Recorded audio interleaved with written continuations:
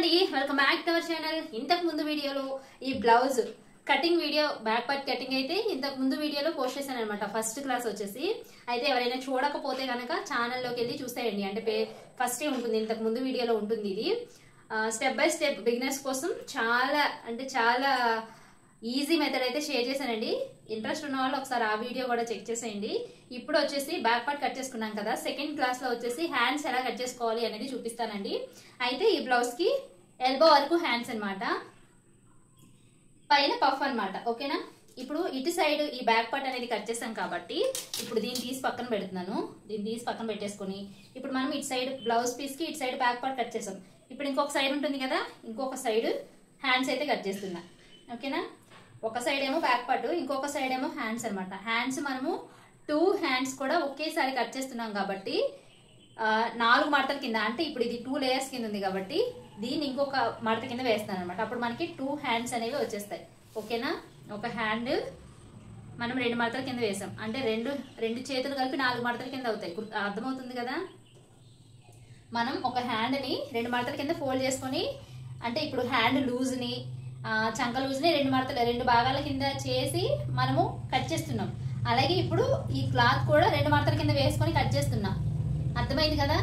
Okay, ఇప్పుడు 2 hands cut చేయడం కోసం క్లాత్ని ఈ విధంగా 4 ఫోల్డింగ్స్ వేసుకోవాలి. ఫోల్డింగ్స్ మొత్తం నా వైపుకే ఉండాలి. ఓకేనా, ఇది నేను ఇటువైపుకున్నాను, ఇది ఆపోజిట్ సైడ్ అనమాట. ఫోల్డింగ్స్ మన వైపు ఉండాలి, ఈ ఓపెన్స్ అనేవి ఆపోజిట్ సైడ్ ఉండాలి. ఓకేనా, ఇప్పుడు వీడియో స్టార్ట్ చేస్తున్నా. కింది వైపున క్లాత్ హెచ్చు తగ్గులు లేకుండా స్ట్రైట్ గా ఒక లైన్ మార్క్ చేసుకోండి. ఓకేనా, ఈ విధంగా లైన్ మార్కింగ్ చేసుకున్న తర్వాత నేను ఈ బ్లౌజ్ ప్లెయిన్ బ్లౌజ్ కాబట్టి చేతి పనే చేస్తాను, అంటే హెమ్మింగ్ చేస్తాను. హెమ్మింగ్ కోసం 1 ఇంచు, ఈ స్కేల్ వెడల్పు వచ్చేసి 1 ఇంచ్ ఉంటుంది కాబట్టి స్కేల్ వెడల్పు అయితే మార్క్ చేస్తాను. మీరు ఒకవేళ మిషన్ కుట్టు కానీ లేదా పైపింగ్ కానీ చేయాలి అనుకుంటే ఇదిగోండి 1/2 ఇంచు మార్క్ చేసుకోండి. ఇందులో పైపింగ్ అయితే 1/4 ఇంచ్ సరిపోద్ది అనమాట. మిషన్ కుట్టు అయితే ఒక 1/2 ఇంచు. ఇలాగా మీరు మిషన్ కుట్టు వేయాలా, పైపింగ్ చేయాలా, చేతి పని చేయాలా, వీటిని బట్టి మనం ఇక్కడ ఖర్చు అనేది మార్కింగ్ చేసుకోవాలి. నేనైతే 1 ఇంచ్ మార్క్ చేశాను అనమాట. ఈ 1 ఇంచ్ దగ్గర నుంచి ఈ ఆది బ్లౌజ్ వచ్చేసి షార్ట్ హ్యాండ్స్ కాబట్టి నేను ఎల్బో హ్యాండ్స్ అయితే స్టిచ్ చేసుకోవాలి అనుకుంటున్నాను కాబట్టి 10 ఇంచులు మార్క్ చేసుకుంటున్నాను. ఈ ఖర్చు దగ్గర నుంచి 10 ఇంచులు పొడవుని మార్కింగ్ చేసుకుంటున్నాను. ఇదిగోండి 10 ఇంచులు వచ్చేసి ఇక్కడికి మార్క్ పెట్టుకున్నాను అనమాట. ఇప్పుడు ఇదే 10 ఇంచులు ఇటువైపును కూడా మార్కింగ్ చేసుకుంటున్నాను. పై వైపును కూడా స్ట్రైట్ గా ఒక లైన్ అనేది డ్రా చేస్తున్నా. ఇప్పుడు లైన్ డ్రా చేసుకున్న తర్వాత కింది వైపున చేతి లూజ్ వచ్చేసి 5.5 ఇంచులు. 5.5 ఇంచులకి ఒక మార్కింగ్ పెట్టేసుకోండి. ఇక్కడ నుంచి ఇక్కడికి స్ట్రైట్ గా మార్కింగ్ చేసుకోండి. ఎందుకంటే ఇది ఖర్చు కాబట్టి మనకి ఇక్కడ వరకు వచ్చేస్తుంది. ఇది స్ట్రైట్ గా ఉంటుంది. హెమ్మింగ్ చేసిన ఇట్లా ఇలా వచ్చేస్తుంది, చేతి పని చేసిన ఇలా వచ్చేస్తుంది కాబట్టి మిషన్ కుట్టు వేసిన ఇలా వచ్చేస్తుంది కాబట్టి ఇక్కడ స్ట్రైట్ గానే ఉండాలన్నమాట లైన్ అనేది. ఓకేనా, ఇలా క్రాస్ గా ఉండకూడదు, ఇలా స్ట్రైట్ గానే ఉండాలి. ఇలాంటి చిన్న చిన్నవి బాగా గుర్తు పెట్టుకోండి మైండ్ లో. ఇప్పుడు వచ్చేసి ఇది 36 ఇంచెస్ బ్లౌజ్ కాబట్టి చంక లూజ్ వచ్చేసి 17 ఇంచులు కాబట్టి మనం వచ్చేసి ఈ చంక డౌన్ వచ్చేసి 3.5 ఇంచులు తీసుకోవచ్చు. ఓకేనా, ఇదిగోండి 3.5 ఇంచులకి ఈ విధంగా మార్క్ చేసుకుంటున్నాను. ఈ విధంగా మార్క్ చేసుకొని ఇక్కడ కూడా ఒక లైన్ అనేది డ్రా చేస్తున్నా. ఓకేనా, ఇక్కడ నుంచి ఇక్కడికి వచ్చేసి మనకి చేతి పొడవు, ఇక్కడ నుంచి ఇక్కడికి వచ్చేసి మనకి చంక దింపు, అదే చేతి డౌన్ అంటారు కదా. చూసారా లైన్ అనేది క్రాస్ వచ్చేసింది ఇలాగే. అందుకని నేను ప్రతిదీ కొలుచుకుని మార్క్ చేసుకుంటున్నాను.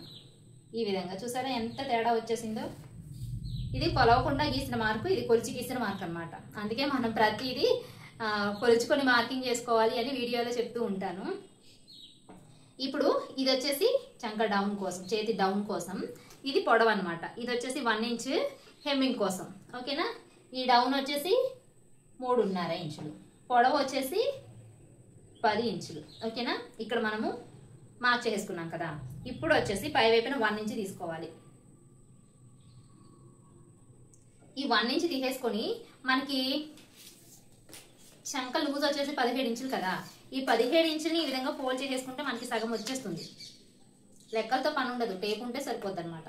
8.5 ఇంచులు కదా, 8.5 ఇంచుల్ని మనం ఇక్కడ ఆల్రెడీ 1 ఇంచ్ కాబట్టి 7.5 ఇంచులు తీసుకుంటే సరిపోద్ది అనమాట. ఓకేనా, 7.5 ఇక్కడికి వచ్చింది. నేను నార్మల్గా ఒక లైన్ అనేది డ్రా చేస్తున్నాను, చూపిస్తా మీకు. అంటే మనం ఇదే అని ఫిక్స్ అయిపోకూడదు, బ్యాక్ పార్ట్ కూడా ఒకసారి కొలుచుకుని చూసుకోవాలి. ఓకేనా, ఇది 36 ఇంచులు కాబట్టి నేను చేతి డౌన్ కోసం 3.5 ఇంచులు పెట్టాను. ఒకవేళ స్మాల్ సైజ్ బ్లౌజెస్ అయితే 2.5 ఇంచులే పెట్టాలి, లేదా 3 ఇంచులు ఇలా ఉంటుంది అనమాట. బ్లౌజ్ని బట్టి ఉంటుంది. అది కూడా మీకు నెక్స్ట్ వీడియోలో ఏ బ్లౌజ్కి ఎంత చేతి డౌన్ పెట్టుకోవాలి అనేది చూపిస్తాను. ఇప్పుడు వచ్చేసి మనకి ఇదిగోండి, ఇక్కడ షోల్డర్ జాయింట్ ఉంది కదా, దాన్ని కూడా ఇటువైపు మార్క్ చేస్తున్నా. ఇదిగోండి షోల్డర్ జాయింట్ వచ్చేసి ఇక్కడ వరకు కదా. ఇప్పుడు వచ్చేసి ఈ జాయింట్ తీసేసేయండి, ఎందుకంటే ఈ షోల్డర్ అనేది జాయింట్ చేస్తాం కాబట్టి ఈ జాయింట్తో పని ఉండదు అనమాట. ఇక్కడ నుంచి ఈ లైన్ దగ్గర నుంచి మనకి చేతి లూజు కరెక్ట్గా వచ్చిందో లేదో కొలుచుకోవాలి. నేను టక్స్ పెట్టడం మర్చిపోయాను. యాక్చువల్గా మనకి ఈ మార్కింగ్స్ దగ్గర ఒక చిన్న చిన్న టక్స్ పెట్టుకున్నామంటే స్టిచ్చింగ్లో కూడా ఈజీగా ఉంటుంది అనమాట.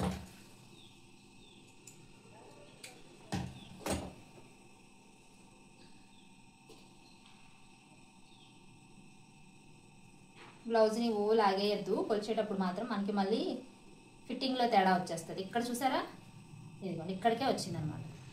ఓకేనా, అందుకని మనకి ఇక్కడ ఏమర్థమైంది, వచ్చిన లూజ్ కన్నా ఒక 1/2 ఇంచ్ తగ్గించి లూజ్ని మార్క్ చేసుకోవాలి. అర్థమైంది కదా. ఇప్పుడు మనకి చంక లూజు 17 ఇంచులు వచ్చింది. అంటే మనం ఇది ఫోల్డింగ్ వచ్చేసి 2 మడతల కింద వేసుకున్నాం కాబట్టి 17లో 2వ భాగం వచ్చేసి మనకి 8.5 ఇంచులు. ఇప్పుడు 8.5 ఇంచుల్ని చంకదింపు కోసం 3.5 పెట్టుకున్నాం కదా, ఇక్కడ నుంచి ఇక్కడికి 8.5 ఇంచులు కొలవకుండా ఒక 1/2 ఇంచు తగ్గించి 8 ఇంచులు మాత్రమే కొలుచుకోవాలి. ఓకేనా,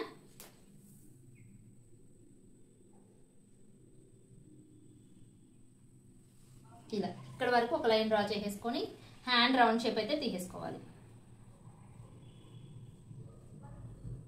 హ్యాండ్ రౌండ్ షేప్ తీసుకున్నాం కదా, నార్మల్గా హ్యాండ్స్ అయితే ఇలా కట్ చేసుకోవాలి. ఇప్పుడు నేను ఈ హ్యాండ్స్కి పఫ్ స్టిచ్ చేస్తానని చెప్పాను కదా, పఫ్ హ్యాండ్స్ అని చెప్పాను కాబట్టి ఇప్పుడు ఆ పఫ్ కోసం పై వైపుకి 2 ఇంచులు అయితే మార్క్ చేస్తున్నాను, ఇటువైపు కూడా 2 ఇంచులు. ఓకేనా, ఇప్పుడు ఈ 2 ఇంచుల్ని ఇలా బాక్స్ టైప్లో డ్రా చేసుకోండి. నేను స్మాల్ పఫ్ కోసమే మార్క్ చేస్తున్నాను అనమాట, హెవీగా వద్దు నాకు. ఇది కాటన్ బ్లౌజ్ కాబట్టి చిన్న పఫ్ అలా హ్యాండ్స్కి బాగుంటుంది అనిపించింది. ఇప్పుడు పైకి 2 ఇంచులు తీసుకున్నాను, వెడల్పు 2 ఇంచులు తీసుకున్నాను. ఈ 2 ఇంచుల్ని స్క్వేర్ టైప్లో బాక్స్లో డ్రా చేసుకున్నాను. ఇప్పుడు వచ్చేసి చూపిస్తున్నాను.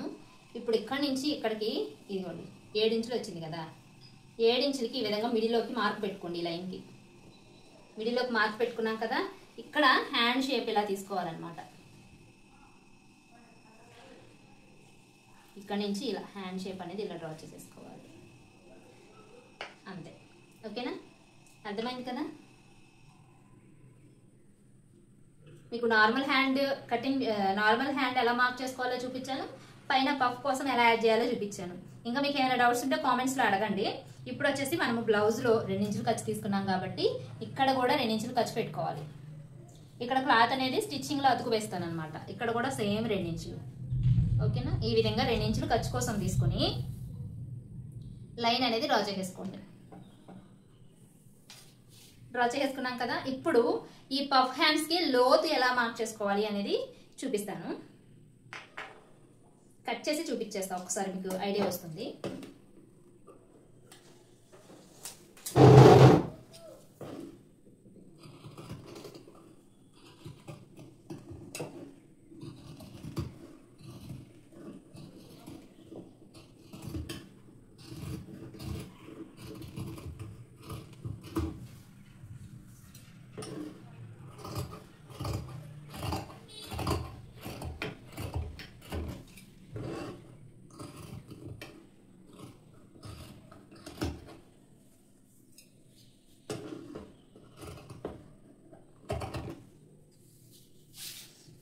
ఈ మార్కింగ్స్ దగ్గర ఒక చిన్న చిన్న టక్స్ అయితే పెట్టుకోండి. మెయిన్గా ఇక్కడ ఈ 2 ఇంచుల దగ్గర పైకి మార్క్ చేసుకున్నాం కదా, ఇక్కడ మెయిన్ ఇక్కడ అనమాట. ఎందుకంటే మనకి పఫ్ వచ్చేసి ఇక్కడ వరకు ఇక్కడితో ఎండ్ అయిపోద్ది. ఓకేనా, ఇప్పుడు మనము ఫ్రంట్ పార్ట్ లోతు ఎలా తీసుకోవాలి అంటే 2 హ్యాండ్స్ని ఇలా సపరేట్ చేసుకోవాలి. మనకి ఫ్రంట్ పార్ట్ ఒకవైపే వస్తుందన్నమాట. అందుకని చెప్పేసి ఇలా సపరేట్ చేసుకొని ఇక్కడ నుంచి మనము లైట్గా ఈ మిడిల్లో మార్క్ ఉంది కదా, ఈ మిడిల్లో మార్క్ దగ్గర మనము ఒక 1/2 ఇంచు లేదా 3/4 ఇంచు, నేనైతే 3/4 ఇంచు మార్క్ చేస్తున్నాను. ఇదిగోండి, ఈ విధంగా లోతుని ఇలా డ్రా చేసేసుకోవాలి.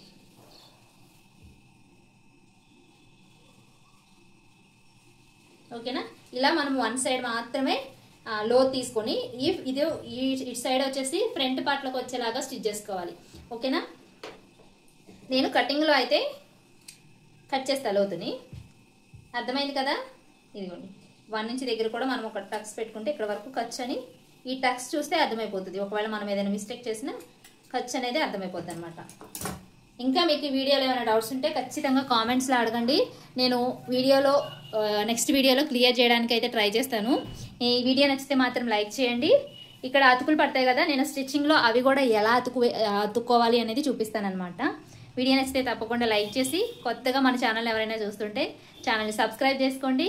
యూస్ఫుల్ అనుకుంటే కనుక మీ ఫ్రెండ్స్కి, మీ ఫ్యామిలీ మెంబర్స్కి షేర్ చేయండి. నెక్స్ట్ 3rd క్లాస్ కూడా వెంటనే పోస్ట్ చేస్తానమాట. మీకు అది బాగా యూజ్ అవుతుంది. చాలామందికి ఫ్రంట్ పార్ట్ అంటే చాలా కష్టంగా ఉంటుంది కదా, అలా లేకుండా చాలా ఈజీగా అర్థమయ్యే మెథడ్లో చూపిస్తాను బిగినర్స్ కోసం. 3rd క్లాస్ వీడియో కూడా పోస్ట్ చేస్తానమాట. ఈ 5 క్లాసులు చూస్తే నిజంగా మీ బ్లౌజ్ మీరే కుట్టుకుంటారనే నమ్మకం నాకైతే ఉంది. తప్పకుండా మీరు కామెంట్స్లో డౌట్స్ అడగండి, నేను ఖచ్చితంగా రిప్లై అయితే ఇస్తాను. థ్యాంక్ యూ అండి. Thank you for watching.